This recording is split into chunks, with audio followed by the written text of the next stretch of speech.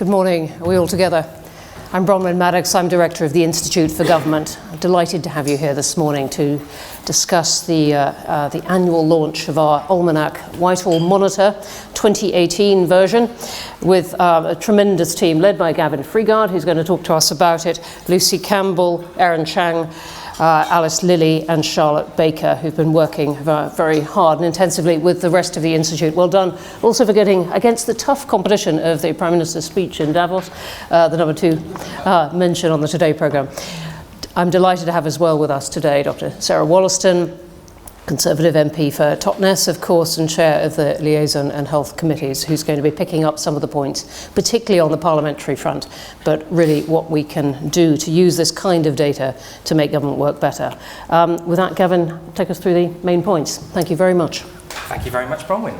And good morning, everybody, and welcome to Whitehall Monitor 2018, the general election, Brexit and beyond. Over the last few months, as you've heard, my brilliant team and I have been looking through more than 500 data sets across government to build up a picture of the size, shape and performance of government in the UK. This year's report, which you can find in its entirety online, has 94 charts. Now, 94 charts during a 20-minute presentation, that works out as 12.8 seconds per chart. So is everybody ready? I'm not actually going to do that, don't worry. It's the real-life equivalent of one of those Twitter threads that starts ominously 1 out of 94. What I'm going to do instead is show you 3 of the main stories that we've picked out from analysing all of that data. One is about politics, one about the civil service, and one about data and transparency. On politics, the political situation following the early election has made governing more challenging in a number of ways that we'll explore. The civil service has grown in terms of staff numbers, largely because of Brexit, but it still needs to be more diverse. And on data and transparency, government is less open than it was, particularly on measures like freedom of information, and not using data as well as it should. As I said, the full report has got 8 chapters packed full of everything from the age of the civil service to how government measures its performance. But we think these are the 3 stories that run through the whole thing. So let's start with politics. Cast your minds back to 2015, if you can. There was a general election in the aftermath of a contentious referendum, and an election result that didn't quite go as we all expected. Yes, that's the House of Commons in 2015, and you can see that those blue blocks just crossed the finishing line, giving David Cameron a slender majority. Fast forward 2 years, we had a general election in the aftermath of a contentious referendum, and an election result which didn't quite go as we were all expecting. This time, however, it lost the Prime Minister, now Theresa May, her majority, and you can see that those sort of dark red blocks right at the finishing line of the Democratic Unionists are what are helping her to govern at the moment. Now, the very calling of an early election had consequences. It left departments confused about their priorities. It disrupted parliamentary scrutiny. But it also had some more immediate political consequences in terms of the result. And one of those was not giving the Prime Minister such a free hand in being able to reshuffle her cabinet. Now, behind me, you can see governments of all stripes, quite literally, back to 1997. And this chart is going to show you the percentage of cabinet attendees that were new to their posts after various reshuffles. Now, obviously, when Tony Blair and David Cameron became Prime Minister, everybody was new, as you might expect. There was also quite a high degree of turnover when Gordon Brown and Theresa May took over, wanting to stamp some authority on their new administrations. But even if we look at the other general elections in that time period, we can see that turnover doesn't really drop below 40%. What happened in 2017? Well, actually much lower. 25%, a quarter of cabinet ministers were new to their role. Now, cabinet stability is a good thing. Ministers often get moved around too much just as they're getting to grips with their brief and with governing. But in this instance, it looks like it may have been the Prime Minister having to maintain that delicate Brexit balance in her cabinet.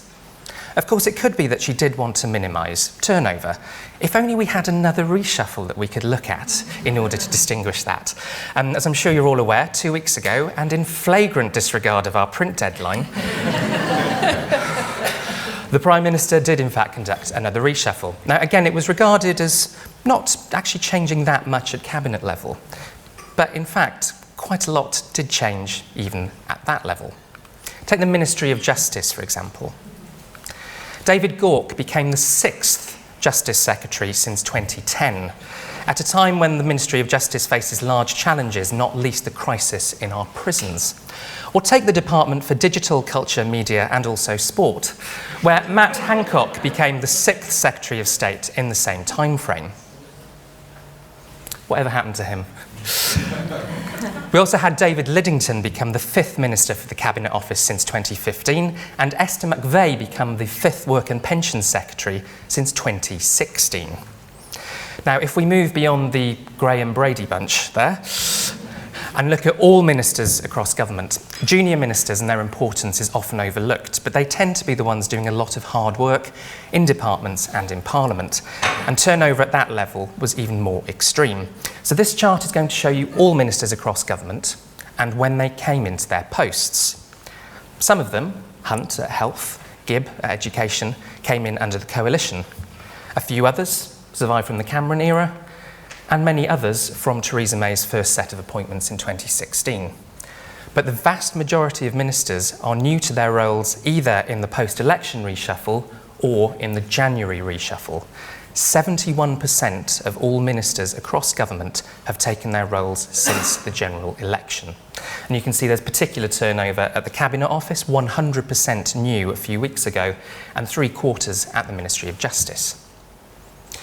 Now, somewhere else there's been a lot of turnover is in the House of Commons Whip's office.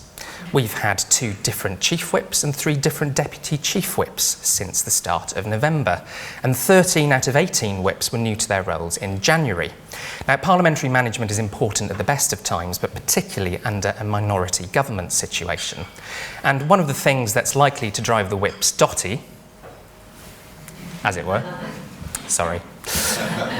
is the prospect of being defeated in the Commons. Now, this shows you all of the Commons defeats since 1919, when they happened and the size of those defeats. And actually, there aren't that many of them, really, in the grand scheme of things. But if we put in the political parties that were in power, the Greys, National Government, Blue, the Conservatives, Red, Labour, if we just highlight the minority government periods, you can see the concentration of defeats, particularly in 1924 under Ramsay MacDonald, and particularly 1976 to 79, where James Callaghan's administration was defeated more than 30 times in the House of Commons. Now, so far, the current government has been defeated only once, just before Christmas. But the hard work that goes into trying to avoid those defeats in compromise and consensus building can slow things down. It means the EU withdrawal bill hasn't made the progress that was expected against its timetable, for example. That goes to the Lords next week, and the Lords are even more likely to defeat things than the Commons. So we have the EU withdrawal bill not going as quickly as we might have expected, pieces of Brexit legislation still to be introduced, and at least 1,000 pieces of secondary legislation expected over the next session. That's an awful lot for Parliament to get through, and against a vanishing timetable to March 2019. Now, it's not just about Brexit, of course. Government was already facing major challenges in delivering major projects and in public services. And some of the departments responsible for those public services have already experienced deep budget reductions and will do so further to 2020. Now, this chart is going to show you a particular type of spending and the percentage change from 2015-16 predicted to 2020. Now, the spending you're going to see here is something called RDEL, not David Jason's lovable Only Fools and Horses character. It is instead the day-to-day spending on people and policies. So let's start with the Treasury, just as an example.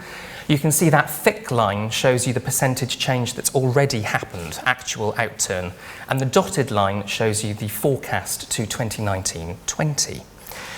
Now, a number of other departments are expecting to see budget rises over that time period. And just to say, the Department for Exiting the European Union and the Department for International Trade do not appear on this chart because they're new.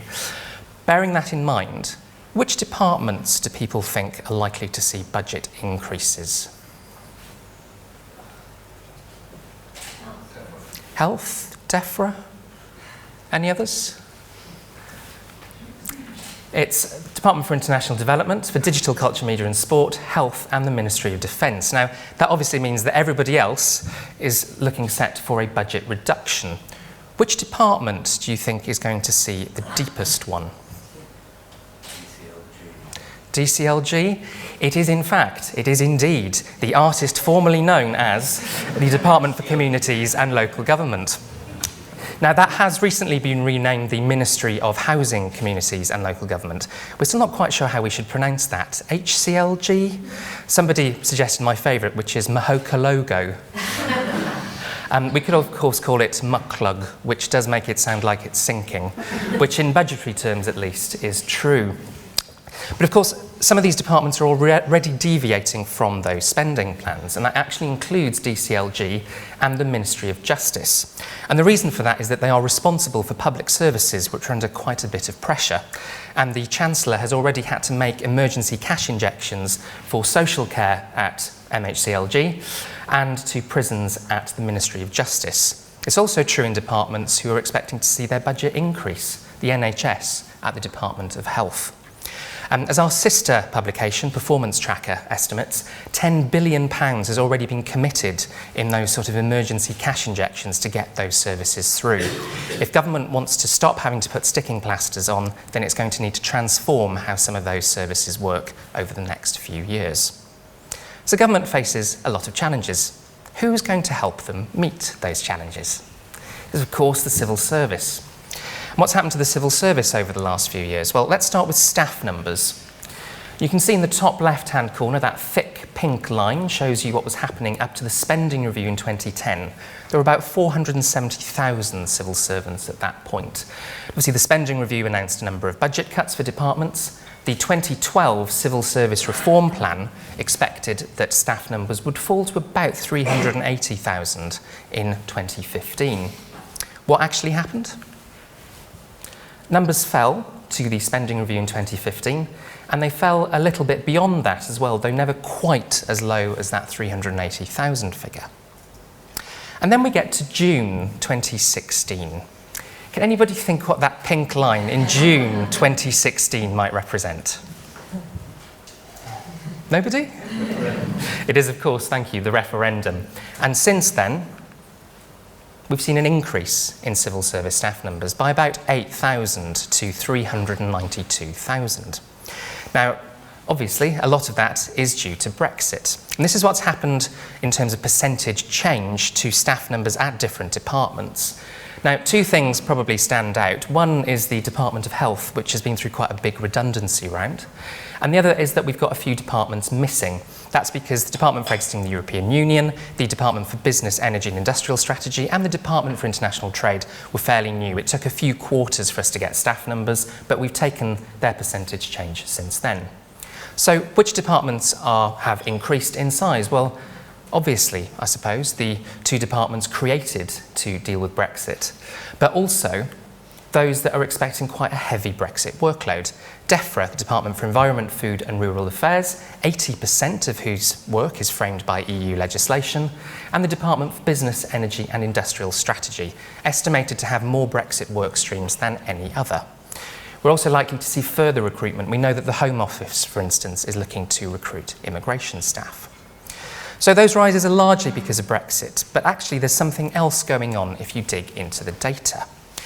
While cuts continued at the most junior levels of the civil service into 2017, the sort of administrative jobs that you find across the country, at more senior levels, which tend to be the more policy-focused London-based jobs, there has actually been some increase since 2012, and that's changed the grade profile of the civil service. Take a look at this. This is the grade profile of the civil service in 2010. It looks a bit like a pyramid if you squint hard enough. You can see that most civil servants are in the most junior grades, and then it gets thinner as you go up with each step in grade. So that's what it looked like in 2010. This is what it looked like in 2017. You can see that sort of flow up through the civil service, and if I wash it back down, the light blue shows you the grades that now account for a greater percentage of civil servants, and the grey, the grades that account for less. So we've got a slightly higher concentration at more senior levels. Let's see what happened to departments. our famous grade spaceships, as they're sometimes called. You can see that the ones in the top left, actually there's a lot of light blue going on across the board, and that sort of seniority thing happening. But if you look at the top left, you've got the kite-shaped DFID and DEXU, the unfortunately coffin-shaped Cabinet Office, that tend to have a greater concentration of staff at higher levels. They're much more Whitehall-facing and policy-focused departments. Whereas if you look at the bottom row, the sort of church architecture departments, if you like, the sort of St Paul's of the Home Office and the Department for Work and Pensions, because they're much more public-facing, much more delivery-focused, they tend to have more staff at those more administrative levels. And hence the shapes of departments can actually tell us quite a lot about what they do. So that's staff numbers and grade. What about something that Sir Jeremy Hayward, the Cabinet Secretary, called one of the top 3 priorities for the civil service? Diversity and inclusion. Well, let's start with gender. There's a nice stark 50% line across the screen for us all. And if we look at the most junior grades, we can actually see that women are in the majority. The purple bumps us over the 50% line, and it's actually increased from 57 to 58% since 2010.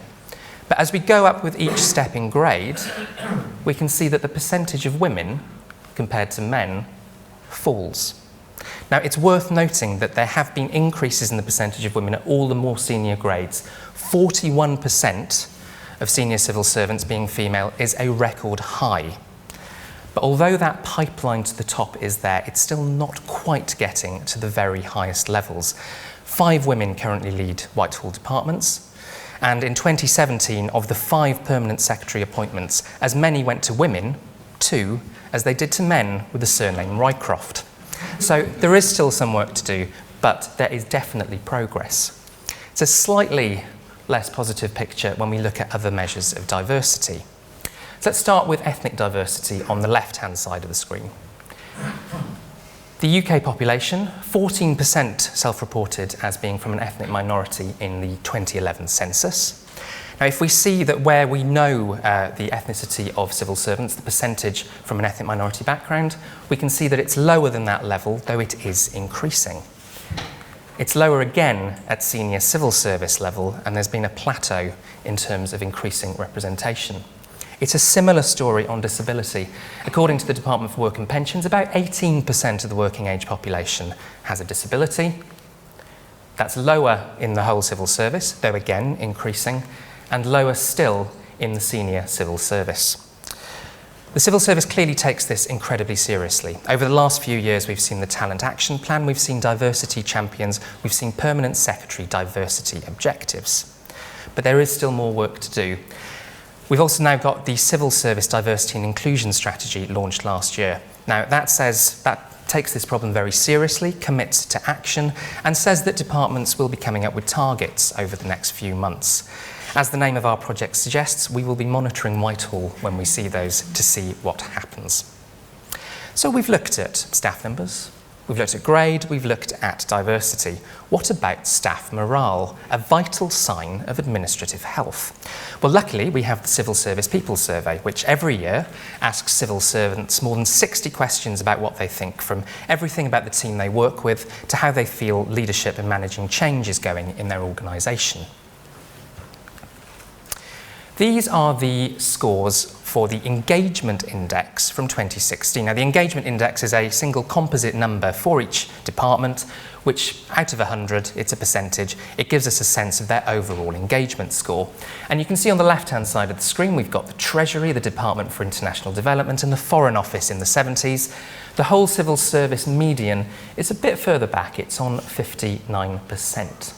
So what's happened to those scores in the last year? Well, in tribute to the late, great Sir Bruce Forsyth, it is time for a game of play your Civil Service People Survey Engagement Index scores right. So let's start with the whole civil service score. Do we think that in 2017 it is higher or lower? Higher? That's boring, you all got it right. 61% is in fact a record high level. Let's go to the Treasury. Higher or lower? It's actually the same. Department for International Development, higher or lower? That's the same as, well, I haven't really thought this through, have I? Let's skip forward a bit. How about the Department for Transport, higher or lower? Higher. Education? Higher or lower? And how about the Ministry of Justice? No. That's also higher. In fact, if we fill all of them in, you will see that the majority of departments have seen an increase in their engagement scores. Even where there have been falls, it's only been by 1 percentage point. Scores have risen across all of the subjects civil servants were asked about, with one exception: pay and benefits. So whatever upheaval might be happening around civil servants, they remain incredibly engaged, and in fact as engaged as they've ever been with the jobs that they themselves are doing. So let's move on to that final story, data and transparency. Now, the good news is, of course, we're able to compile this report based on the hard work of lots of civil servants, some of them in this room, and the open data that government publishes. So thank you for that. There is some less good news, which we'll come on to in terms of what departments are actually releasing. Now, we can think of data and transparency in many ways. One is to think about the things that departments are mandated to publish, and one is to think about how they respond to requests for information. So let's start with the things they're mandated to publish. Back in 2010, when David Cameron became Prime Minister, he was very big on open data and committed departments to publishing various data sets.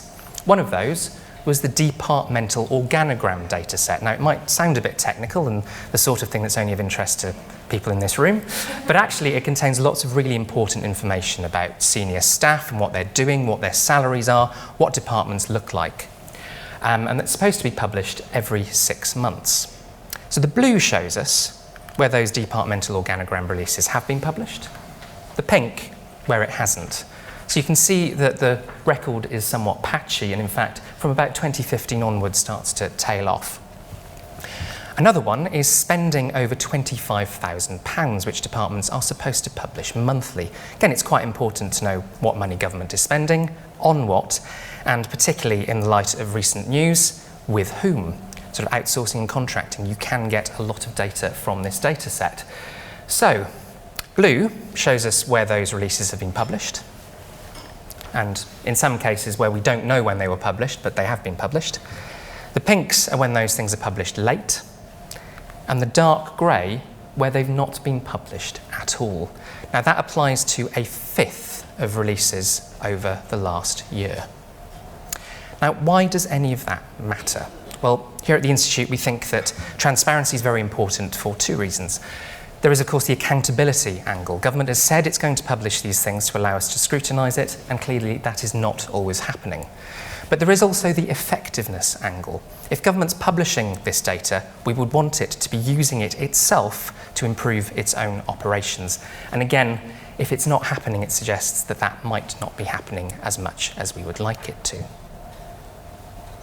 We have seen in the last few weeks, I should say, that the Government Digital Service has brought out some new guidance to encourage departments to publish these data sets, which is very welcome news, and hopefully will turn this chart blue next year and encourage government departments to use their data much more effectively. So that's mandated data releases and the proactive publication. What about reactive response?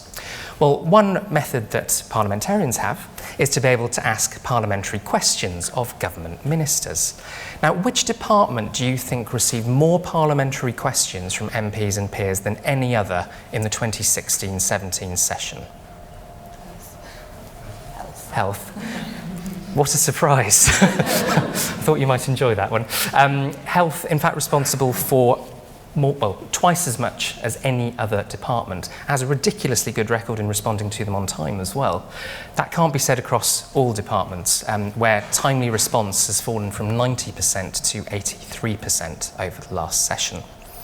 The picture is even worse when we look at one of those methods that we can all use to get information out of government: freedom of information. Kind of given away the punchline there that it's about to get worse, but we'll go with this anyway. So anyone can put in a freedom of information request to ask government departments for things. There may be very good reasons why departments decide not to release information. They've got exemptions on everything from national security to personal data. But we have seen the percentage of requests where information is withheld in full rising since 2010.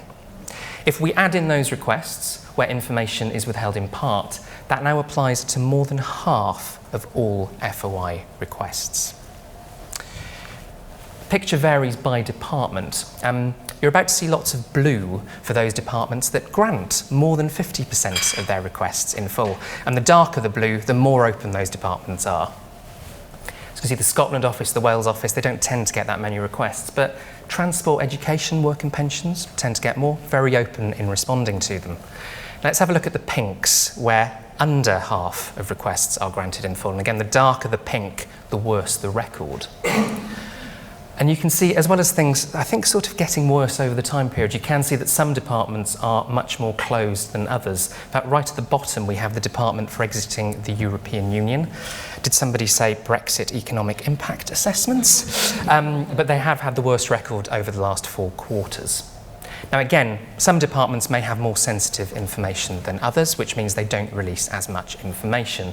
But we have seen that worsening across government, and I know it's something that's starting to cause civil society a great deal of concern. So, in summary, our 3 stories.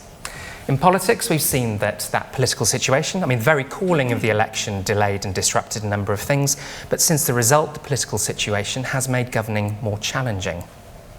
Civil service has grown, largely but not entirely because of Brexit, but there's still work to be done on diversity. And government should be using data better than it currently is. We all want a government which uses data more effectively to inform its decisions.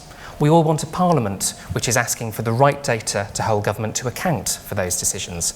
And we all want, all of us and the rest of the public, to have the data we need to see how well government is working. Thank you very much.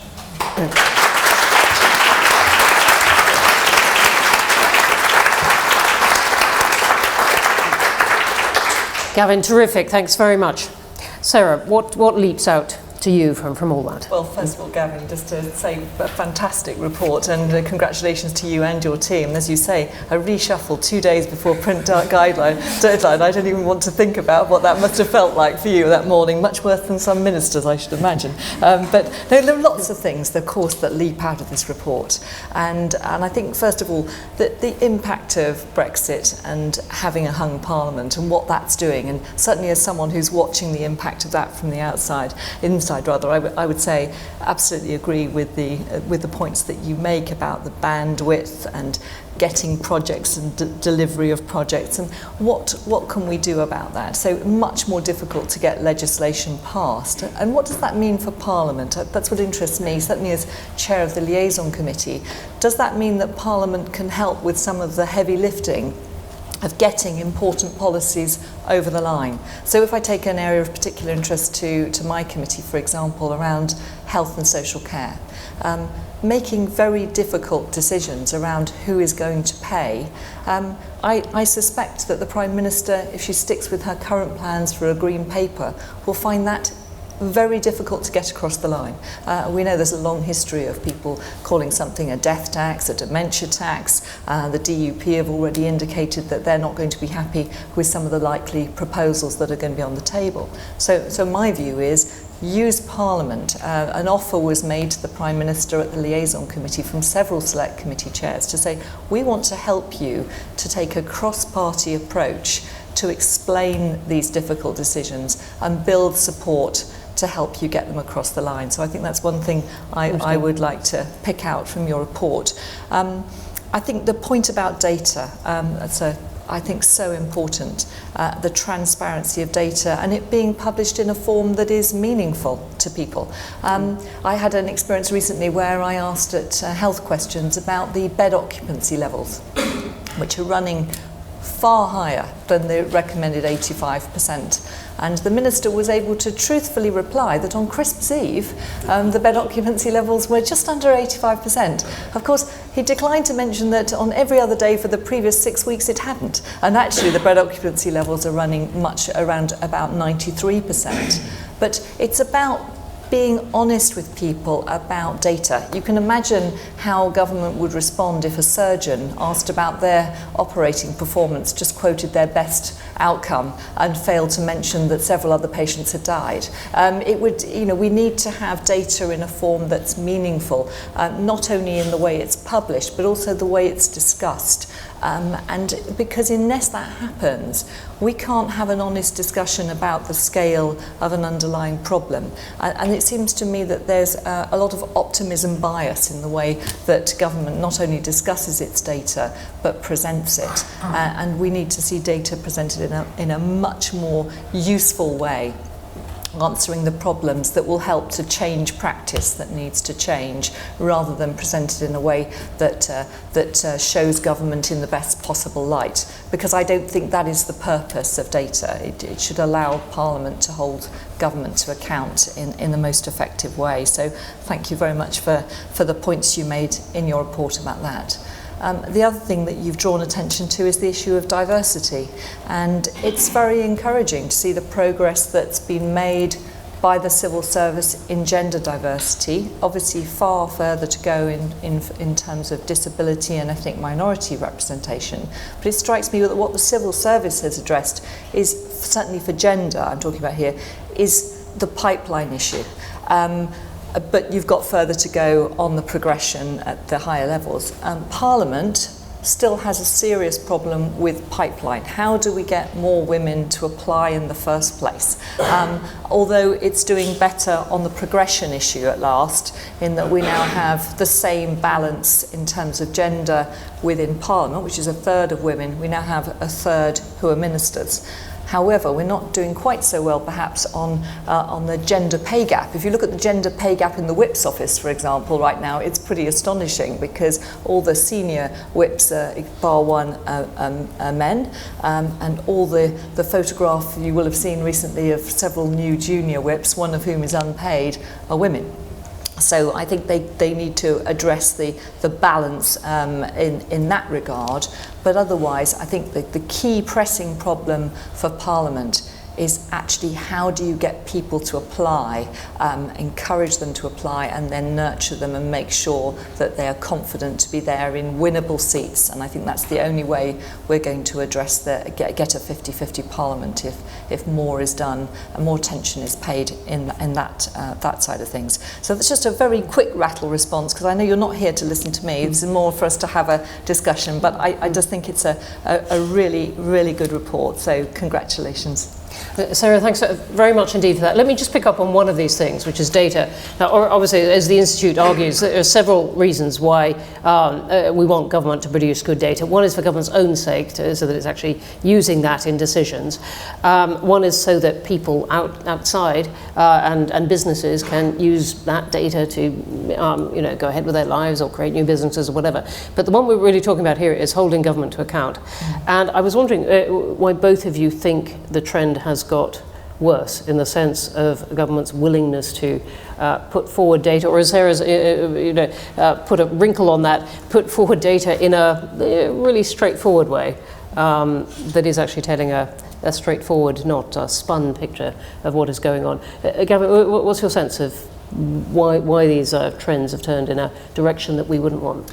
Well, I suppose the obvious example that springs to mind, and it's perhaps not something getting worse, although as you saw from the £25,000 spend chart, actually in some respects it has been, but where we perhaps haven't seen the progress that we would like to see and need to be able to hold government to account, is around contracting and around outsourcing.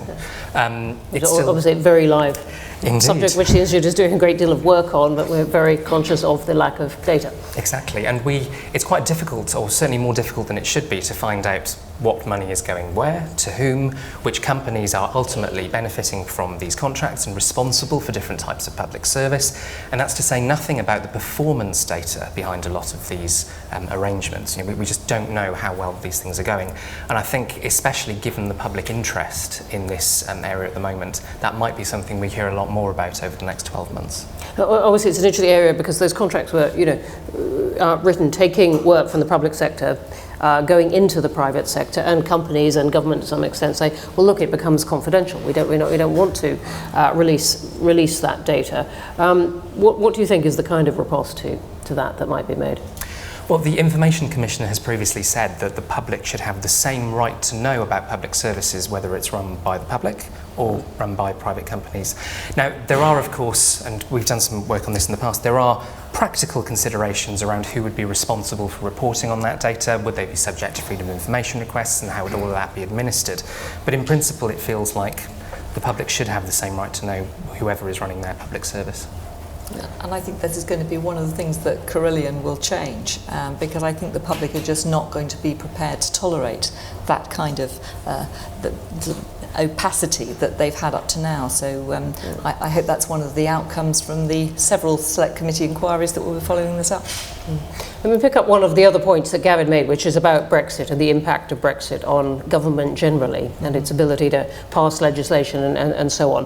You had the figure at the beginning of a very marked 8,000 increase in the civil service after some considerable declines. Obviously, it's hard to put an exact figure on how much of that is Brexit. But what is your sense, Sarah, of what Brexit is doing to life as normal?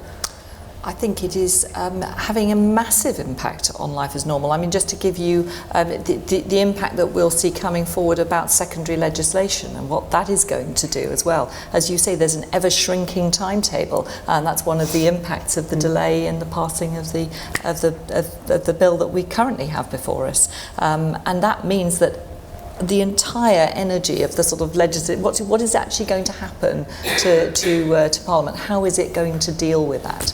I think that's something that will be to keep an eye on for your future report. Let's have some questions.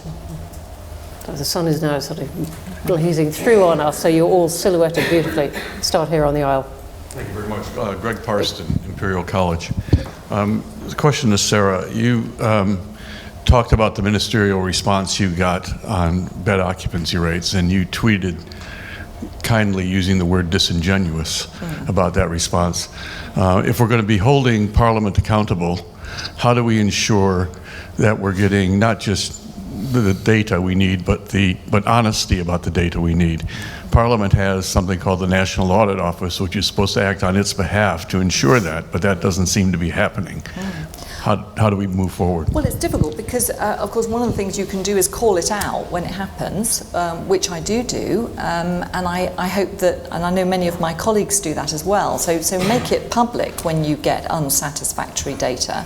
The trouble is there's no mechanism by which I personally can force them to publish it in a different form. So I think sometimes people get a bit frustrated with the role of select committees, because we can publish inquiries, we can be critical, others can be critical, as indeed they have been. But actually, ultimately, what are the powers we have to force them to do it in a different way? Anyone want to defend the NAO? Right, here on the aisle. And then Thank you. George Freeman, former Minister for Health and Business, and thank you, Bronwen, for inviting me to join the advisory board. I guess that means my revelations after ministerial life were sufficiently robust. I wanted to ask you a question about digital procurement and digitalisation. For those of us who think that the modernisation of government can be an engine for the modernisation of our economy and society, then digitalisation is one of those key areas. If government went digital, and in its procurement worked properly with digital providers, we could build a phenomenal digital supply chain. I was responsible for that in health, and I've got a lot of reservations about the way it's being done. Do you track how successfully departments are digitalising their supply chain? I mean, one metric would be which departments are issuing a digital strategy on paper. I mean, literally going digital in how we pay, how we receive funding submissions, how we track. If we announced, it seems to me, that we were actually going to digitalise the business of government, that in itself would create a very big supply chain. How are we doing? really good question. If I respond to that, that's a really good idea, actually. And we're looking for ideas for things that we should be digging into to build up a better picture of government and how it's performing. So I'll be taking that back to the team after this. In the past, we have tried to get a handle on what's happening with digital, which of course is, as you suggest, an incredibly wide thing across government and means very different things to very different people. We looked a little bit at sort of digital under the coalition, and you mentioned procurement and those sort of targets about getting more and more small and medium-sized enterprises to be contracted into it. Haven't done anything recently in a data-driven sense on that, and we've got a few other reports that have come out from the Institute about the energy around digital in government more generally. It's actually quite interesting in the Brexit context about how much energy government will be able to spend on that with everything else that's happening. But we'll certainly take that away, and maybe you'll see something in Whitehall Monitor 2019, if not sooner. And in our other work, we have a project underway by Sally Howes, who was previously at the National Audit Office and before that in the digital industry, on whether the Treasury's Green Book sort of focus on how to approve projects, what that does is focus on value for money, which is something we obviously want to see, whether that is skewing what's happening in digital work and encouraging a focus on buying big bits of kit and the return on that, rather than looking at the kind of transformation of how you do government in digital way, which is actually more what we want, but is much harder to measure, much harder to justify, and so gets squeezed out by the process. And that will report in April, so I can offer you that. But thanks for the prod on that. Over here. Wait for the microphone. Richard Lambert, one of the troubling charts in the summary is the one that shows deteriorating confidence in the outcome of major government projects over the past 5 years. And I suppose the question is, what's going on here? And given that around Brexit, some very major projects are looming, particularly around the borders, how confident should we be that these will be well managed? For those of you who've not, in fact, if you want to look at the full report, we have a whole chapter on major projects which gives a little bit more detail, but just to cover some of that.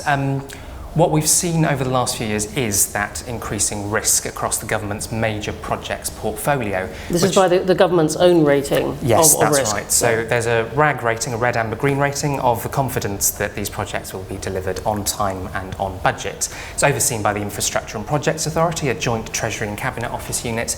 And at the moment, there are 143 projects in that portfolio. Now, that hasn't actually come down from last year, which is one of the interesting points. Is government still trying to do too much, especially with everything else that's going on, and especially, as you say, with, I think, the National Audit Office predicting that there might have to be 14 Brexit-related projects which are necessary for the immediate withdrawal in 2019. There are a few things that are happening in there to bring those confidence ratings down. Again, one might be that we're still trying to focus on too many things, especially with the other challenges. There is a slight sort of statistical, project cycle thing whereby more successful projects might exit the portfolio, and the ones that then come in for oversight are at an earlier stage and they're slightly riskier. So there's definitely some of that going on, but it does seem to be a more sustained trend across the projects, and especially when you look at particular areas, sort of projects that are particularly expensive, over 1 billion, for instance, their risk ratings have increased by well, not considerably, but they have increased. And do we have a sense of why? Is it because of pressures on national finances? Is it because of the diversion of ministerial attention onto other things? Do we have a sense of what's causing this? Not from the portfolio data, is the unfortunately sort of restrictive answer. I don't have anything to add to that. I think it absolutely sums it up. But from your position on committees on this, do you have a sense of what's happening to confidence and Parliament's confidence in these things as well as government? No, I think there is concern. I think your graph speaks for itself in the number of red boxes that there are on your chart in the report. But just reflecting back to what George was saying about the data point, it's about the quality of the delivery of some of these projects as well. If we look, for example, in health, around the digital challenge in health, there is so much more that could be done. Anyone who's spent time in an NHS setting will know how much more we could deliver if we had a proper digital rollout in health. But sometimes when we look at the past experience of trying to, for example, connecting for health, actually that project didn't deliver as expected and hugely overran its costs. So it's getting the quality right as well as actually delivering it. And while we're talking about data on major projects, I think there's another quite important point to make, which is, it goes back to some other things that we've said already this morning. People being scared about publishing data because it doesn't show government in the best light. I think people were quite sceptical back in 2013 when the Major Projects Authority, as it then was, started to publish this data. And it actually said that there are government projects that are red rated and have a very low confidence rating. The sky hasn't fallen in. We're able to see what's going on at a high level with some of these projects, and in a sense it's encouraging the scrutiny of government. It helps us to understand government better, and it means that even when things are going wrong, that sort of honesty I think is quite appreciated. And they have to be comparable, fairly comparable year to year, not keep changing the baseline so you can't compare apples with pears. If I can link, I mean, the Whitehall Monitor has to stick to the data, but if I can link this to our other work on infrastructure, which another team has been doing, what that shows is, as finance houses have been saying for ages, the problem isn't shortage of money. It is either political risk, not being able to get the decisions through, not being able to get local support, government being either tentative or just stuck in trying to get permission for those things, or arguments about contracts with those. That seems to be the sticking point. The actual lack of money is not the lack of financing is not the issue. It can be in some cases. I mean, if you look at health, the capital to revenue transfers, I think have been quite a serious problem in health. Another bigger subject. Thanks for the question. Over here in the middle. Thank you. So a question for Sarah. Congratulations on being elected to chair the liaison committee. I know you'll bring fresh thinking to the role, and it's really exciting. I was delighted to hear what the comments you just made, that given government's lack of capacity and bandwidth, given Brexit, that you can see potentially some developments in role for Parliament beyond legislation and scrutiny to helping get difficult policy issues across the line. And I wondered if you felt that might involve innovations in the way that Parliament operates and what those might be. Yes. Thank you. Would you like to say who you are? Sorry. Julie Mellor, Chair of the Young Foundation. Yes, lovely to see you, Julie. I think that one thing that interests me, for example, is could we use the model of the Banking Commission, for example, Andrew Tyrie's Banking Commission, a role of a special select committee that you could see both Parliament, across the Commons and the Lords, bringing in proper expertise to actually address and tackle really difficult issues of the day, and actually then helping to persuade government. What made that successful, of course, was that there was government buy-in and opposition buy-in. It was signed by both front benches, and that gave it the stamp of authority. There was buy-in from the start. They would listen to the conclusions of the Banking Commission, and so I think that's a very interesting model. I'd love to see, and I think it's hugely disappointing that both front benches are still wanting to keep complete grip, sometimes denying that there's a problem or accusing the other side of just meaningless labels that we have attached. The debates sometimes in the Commons are really poor, and it means that we just go round in circles, we'll never get anywhere. So I would really like to see government acknowledge that there is this issue for them with bandwidth, and have the courage and vision to hand some of these key areas over to special select committees set up in the way that the Banking Commission was. Great. Next question. Okay, we've got one here on the aisle, and then I'll come to the back. I'm Robert Hazel, an associate here at the IFG. I have a question about what lies behind the engagement scores, because at first blush they seem counterintuitive. If I remember your figures right, Gavin, the Department of Health showed the biggest fall in staff numbers and the biggest rise in engagement. Across the civil service as a whole, we know that the workload, especially because of Brexit, has increased incredibly, almost one suspects in some departments, possibly to the point of breakdown, and yet the engagement scores are going up. So, question to you, to Sarah, or indeed to any civil servants in the room, if Bronwen would allow. Certainly allow. Whether they allow themselves is more the question. But Gavin, why are they all so happy? It's an excellent question. To take the health point specifically, I should have mentioned this in the presentation actually, because you did spot that there'd been a massive jump in engagement despite redundancies. And the reason for that, of course, is that the redundancies started to happen when the 2016 survey was being conducted. conducted. The Department of Health saw a record fall in its engagement score as a result of that redundancy round. So this year, with most of those staff having left, it sort of bounced back. So the ones who stayed or been kept are very happy. Ones who stayed have been very happy. It's actually interesting to look back at previous redundancy rounds as well to see what's happened. So health bounced back instantly. If you look at a department like DWP, it's actually managed to maintain its engagement score while reductions have been going on. But if you look at what happened at the Department for Education in the early 2010s, it took them about 3 years to get that score rising again because of the way that the redundancy round had been conducted. More generally, thinking about resources and workloads, quite interesting to see the Department for Exiting the European Union score on that, where it has the lowest score, unsurprisingly, across government departments on that measure. But even there, they've risen by 4 points over the last year, so I'm not quite sure what's happening there. It might be that for all of the changes that are going on, they're actually being quite well managed in departments or particular bits of departments. There's a lot more detail, well, there's some more detail in the reports, and we'll be doing a lot more detail on our website fairly soon about the other things that drive engagement. Everything from how people feel about the team that they work with, how they feel about their manager, how they feel leadership and managing change is going in their organisation, which is quite an important one. And of course, the one that is always falling, pay and benefits. I thought it was quite interesting to look at how sort of learning and development was obviously one of the drivers, and I think that comes across in other workforces, that actually continuing professional development does play a huge role in morale, and so I thought the chart on page 43 is quite telling, because it does actually set out which of those seems to be the most influential. So I agree, I thought it was a very interesting point, but there is more detail, I'll say, on page 43 about that.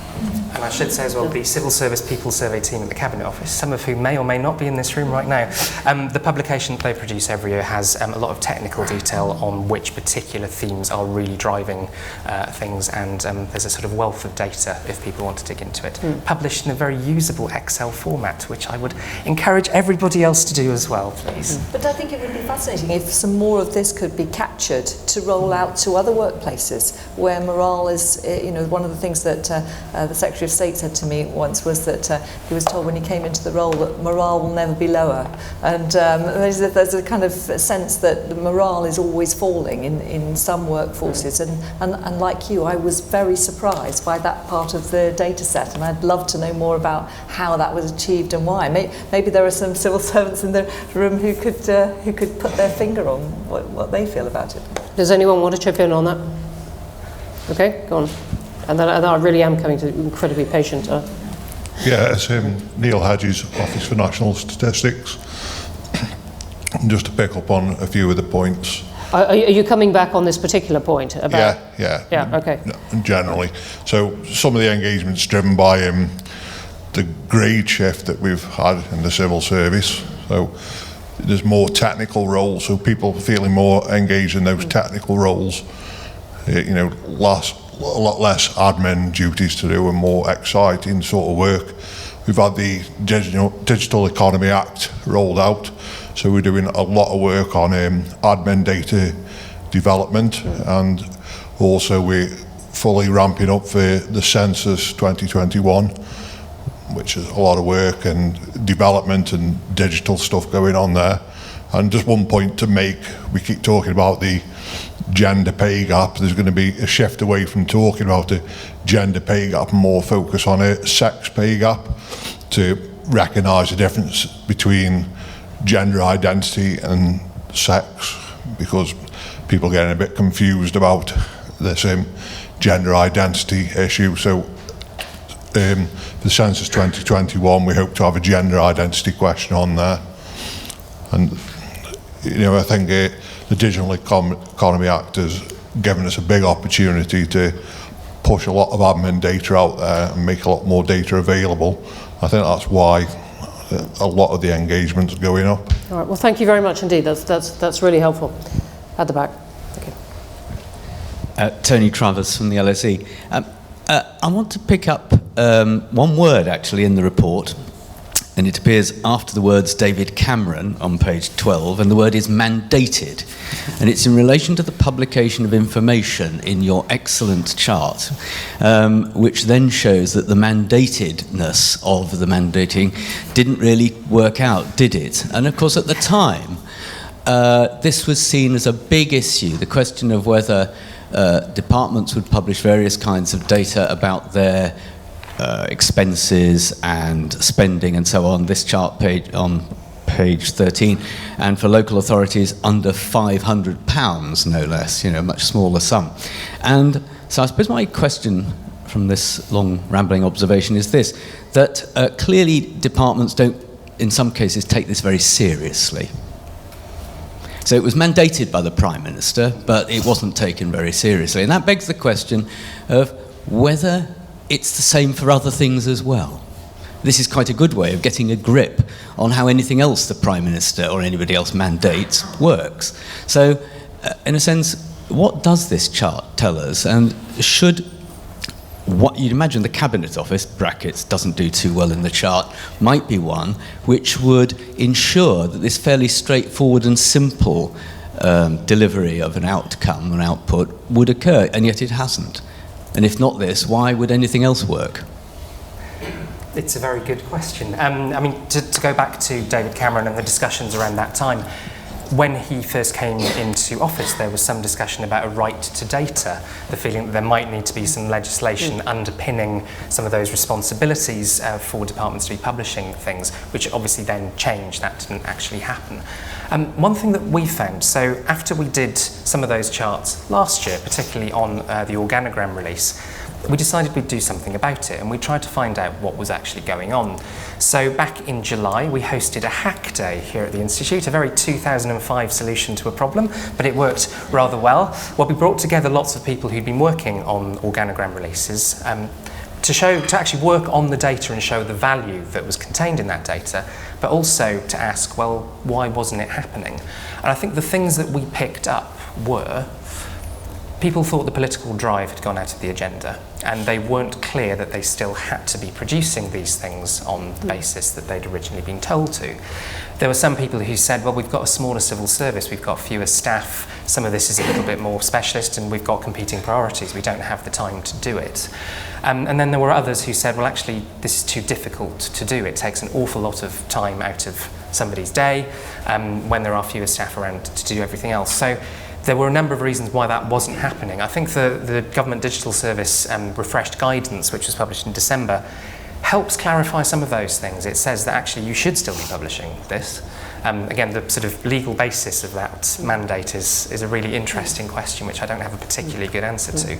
And there's also been a lot of work that's gone on to make it easier to publish these things. And I think, again, until we get departments seeing the value and using the data themselves, they're probably just going to see it as a tick box exercise, which they have to, or in some cases don't have to, actually. But what you're not describing is a drive from the top in the way that David Cameron tried to give it at that point. It's interesting what's happened in terms of that over the last few months as well, because I think we did have the sense that it had dissipated somewhat. I think there was a negative story in the Sunday Times last summer which said that government was falling behind on certain data releases, and since then we've seen a little bit more energy coming from Number 10 on those issues, surprisingly. But I think, yes, political drive is a very, very important thing. There has been agenda. A culture change around this, but the thing that interests me, when you talk about mandated, you also have to say, well, what are the consequences? A culture change for publishing? I think there has a culture change in a number of ways. One around that, which I think is highlighted, but the point about mandated is, what are the consequences for not doing it? The answer is,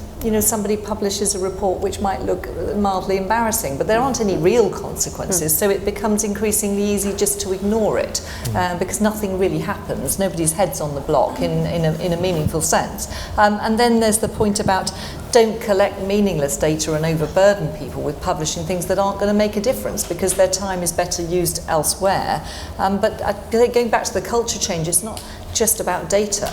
It's about, for example, if you look at the work of select committees, our powers to call people and papers. Actually, what we're finding increasingly is that's not being allowed. So if you look at the call, for example, for the National Security Advisor to appear before the Defence Select Committee, it's just being unreasonably blocked. And so I think that what Parliament will have to do is start to muscle up on insisting I mean, we insisted, for example, on the publication of the Brexit impact papers. I have to say they were a little disappointing. I was expecting to be locked in there for days and read the whole thing in under an hour. But actually, Parliament needs to go further in saying, well, we don't agree that this culture change should happen, and insist on its powers of openness and its ability to call people. And what can Parliament do on this? Because there is a difference of interest. I mean, some officials and politicians are not going to want to publish stuff that is embarrassing. That is precisely what Parliament wants to know and what people want to know. And so it's about what powers Parliament can actually bring to it. And that's one of the things that interested me and drove me to apply for the position of liaison chair, is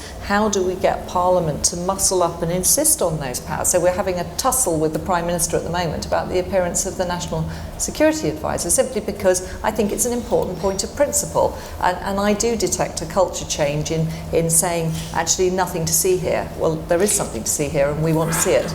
Can I just come back just briefly? I mean, because on the point that there's no downside, I mean, and I'm not making a simplistic point, but for citizens who fail to do something on time, like get their tax return in, they're fined. Now, if the permanent secretary had their pay docked, if they didn't get their returns in on time, they get them in on time. So it is the fact, and I'm agreeing with you, that there is no downside to ignoring the mandate of the Prime Minister. And worse than that, it would encourage a way of thinking, oh, well, Theresa May will be gone soon, so whatever she says, we don't need to take any notice of it. I mean, that's the implication of, if David Cameron says it, then we do it, then he's not interested or goes, so we don't do it. And that would be true of any Prime Minister, because they're always going to go soon. Okay, thanks. Over here by the door. Simon Judge, Government Finance Function. This is not meant to sound as an apology for the civil service, but I think part of the issue on the mandation point is that departments do have to take a risk-based judgment about all these compliance requirements. I would refer people to the wonderful Cabinet Office website on guidance, where there is 120 pages of this stuff that we have to try and understand and have to try and comply with. All right, but when you say risk-based judgment, what are the risks you're looking at there? Well, particularly in a small department, I personally feel it's impossible to comply with all the guidance that comes out from the central government. So one has to take a judgment about what's important and what you don't do. Otherwise, you spend all your time doing compliance and no time actually supporting the government of the day and delivering their objectives. All right, so it's a time pressure primarily from your point of view. Right. Thanks. Any other questions? Okay, I think we have arrived then at the end of this particular discussion, but please do keep sending in your questions, suggestions for things that we should cover in this, suggestions for things that we where we should call for data. One of the next things that Gavin is going to do is publish our list of data that we would like government now to produce, and any correspondence on that theme are happily received. Thank you very much indeed for coming. Thanks to Sarah and Gavin and his team.